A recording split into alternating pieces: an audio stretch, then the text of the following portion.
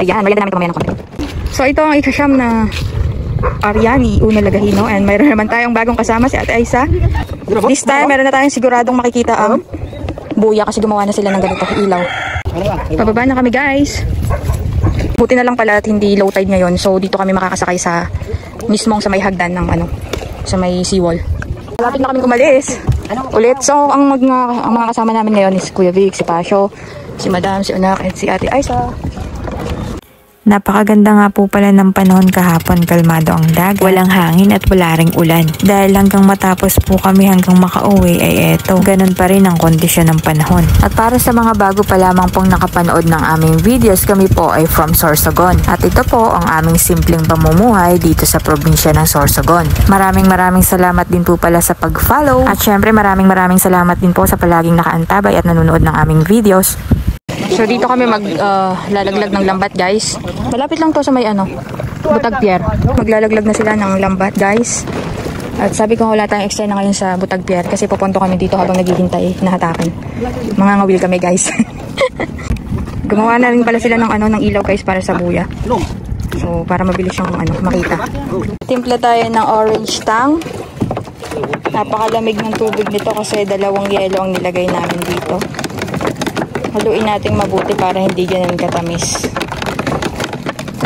Okay? And then, takpan natin. Meron din pala tayo dito ng San Marino corn tuna. Mayonnaise para sa ating tuna sandwich. Suman and yung natira namin na saging. Tapos yung tinapay. Kasi gagawa tayo ng tuna sandwich. So first, maglalagay tayo ng mayonnaise sa lalagyan. Okay? So, iubos na natin to guys para wala na tayong iuwi na tira.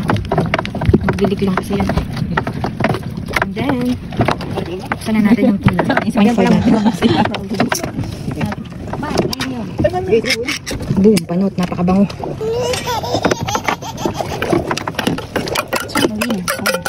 Tapos ating haluin. Napakabango guys. So, nahalo ko na guys. Magpapalaman na tayo. Malinis ang kamay ko guys ha. Nagano ako. Paghugas ako. Wow! So guys, ito na ang ating pangmalakasang tuna sandwich. Merienda namin to mamaya ng konti. At dahil tapos na tayong gumawa ng tuna sandwich, na tayo. Mangangawil na tayo. Tapos na rin silang maglaglag ng lambat. Ngayon, nagpe-prepare na si Madam. Meron pa pala kaming biniling artificial pain dito guys. Bukod dun sa kasama sa in-order namin na na fishing rod. So, hopefully, mas okay to. Susubukan na ni Madam ang kanyang pangmalakasang fishing rod. Doon ako pupesto sa may unahan. Pwede ba yun? Nakapondo na kami dito sa may medyo gitna. Medyo malayo lang kami ng konti dun sa lambat. Tapos, na kami. Fishing na kami. Wow! Ay, maganda dyan ng kasi may sunset. Sige daw. Hindi mo lang niyo. May pabiga dapat to. Para dun sa pinakailalim to, dapat nakalapat to sa lupa. Ang iba, wala man nakabutang na kuwan. Tama. Oh. Ay, dapat ilalapat hanggang sa Oo, sa buhangin? Kasi pag hindi mo nilapit sa buhangin, kahit anong wala kang mahuli yan. Ha? Tinapay, manarinda mo nakata. Gusto mo? Ang oras pa na pagubat. Pagkanta pagubat mo. Bata ko mga abi Bani, hindi nakaano lang ata sa'yo. Nakalapat mo. Kaya, magagawin mo. Nagugana niya. Matagal talaga. Paano mo naman malalaman na nasa baba na yung pabigat? Pagkuhan nyo, naguglaw Wala ko kasi dati na ako. Ate, baba tayo tinigil. Hindi ako dapat sa dati na pusit dito. Dapat naguglaw na lang. Yung mapailaw kita. Ang ginagamit pala ni Madam guys ay yung fishing rod. Tapos yung sa akin, ayun, yung nasa rolyo lang.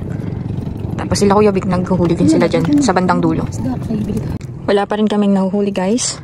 Wala pang natutuhan na isda na sumisibad sa aming artificial pain. Mukhang walang dating sa kanila. So guys, mag-fishing na ako. Nakaset na ang camera. Ito may kasama. Ang bilis na. Walang sumisibad. Ang bilis na. Okay guys, sino kaya ang unang makakahuli sa amin? Jennifer. Ano ba, di ba naka-steady lang? Dito na parang nilalas na Oh. Naka-steady lang? Sobrang kalmado din pala ngayon guys. Ayan po. Kitang-kita nyo naman, napaka tahimik lang ng dagat ngayon. At hanggang ngayon wala pa rin natutuwa sa aming pain. Oras natin guys is 6:44. At kahit isa ay wala pa rin tayong nahuhuling isda.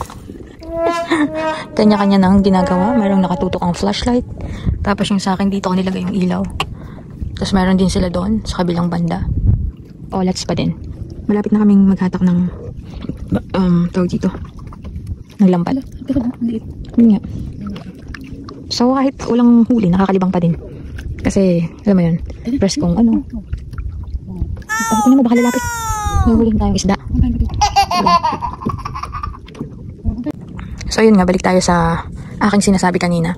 Kahit wala tayong nahuhuli na isda, nakakalibang. Kasi maiba naman to sa mga ibang activities natin na ginagawa sa tawag dito, doon sa tabi. Kami ay pupunta na sa Boya ngayon. Sisimula ng maghatak.